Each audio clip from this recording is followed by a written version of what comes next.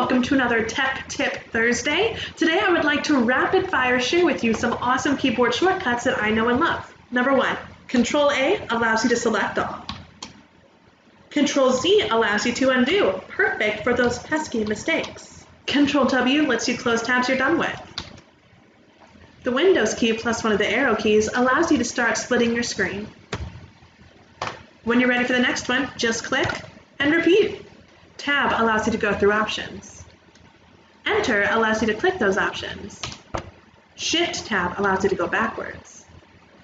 Windows plus the tab button opens up the tabs for you. You can quickly find what you're looking for this way.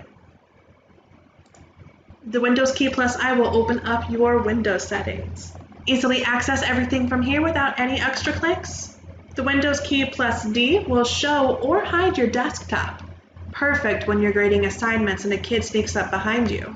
Windows key plus the PRT space SCN key allows you to take a screenshot.